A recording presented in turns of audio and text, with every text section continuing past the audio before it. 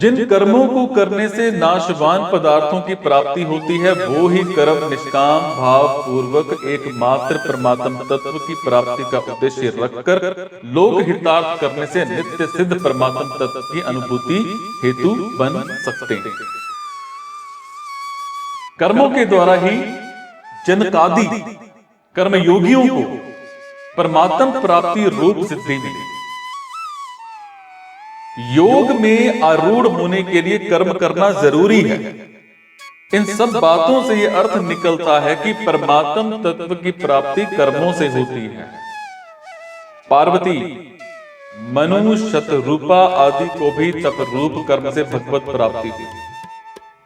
ये बात भी आती है कि जप, ध्यान, सत्संग, स्वाध्याय, श्रवण, मनन आदि साधनों से तत्व का साक्षात्कार हो जाता है, और इसके विपरीत ऐसी बात भी आती है कि तप आदि कर्मों से भगवत प्राप्ति नहीं होती।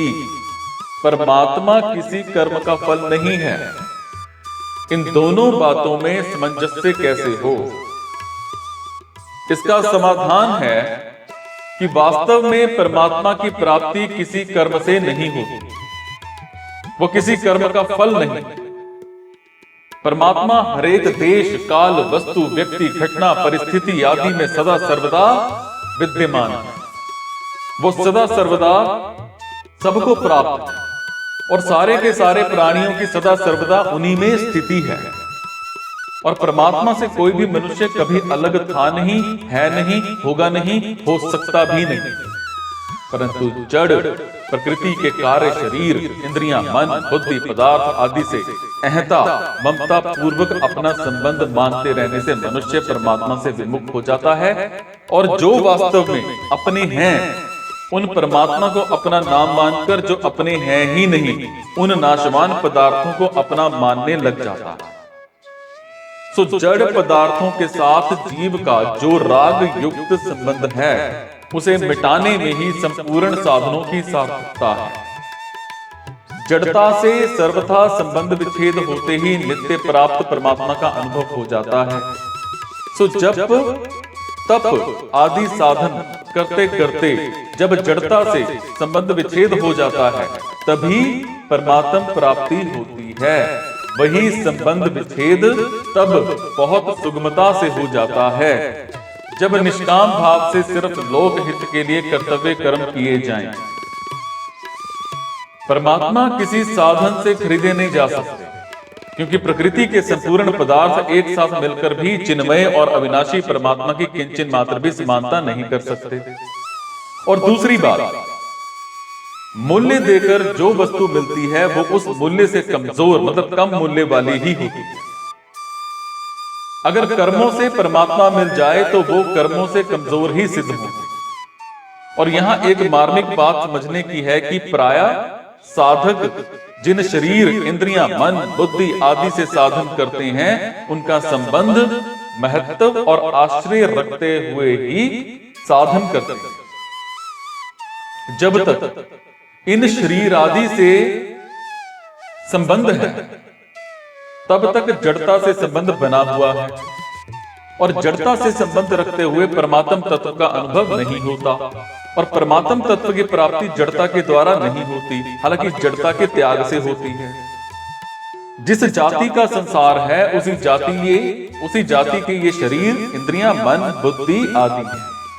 सो इन्हें संसार का ही मानकर संसार की सेवा में लगा दें जो कर्मयोग है, परंतु इन शरीर आदि से बिल्कुल भी अपना संबंध ना माने, इन्हें महत्व ना दें, इनका आश्रय न रखें, क्योंकि असत्य से संबंध रखते हुए असत्य की सर्वथा निर्वृत्ति नहीं हो सकती।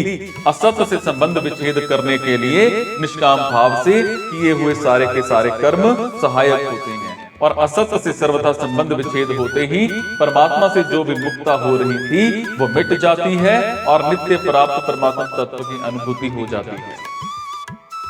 ये बात अनुभव सिद्ध है कि संसारिक पदार्थों की कामना और ममता के त्याग से शांति मिलती है। सुषुप्ति में जब संसार की विस्मृति हो जाती है तब उसमें भी शांति का अनुभव होता है। अगर जागृत में ही संसार का संबंध विच्छेद, कामना ममता का त्याग हो जाए तो फिर कहना ही क्या है।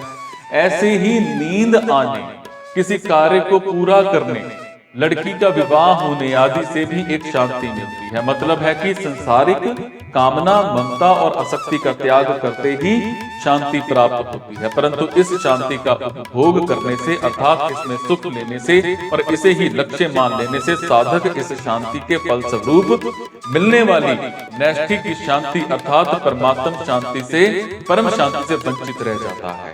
कारण कि ये शांति है ही नहीं है, हालांकि परम शांति का कारण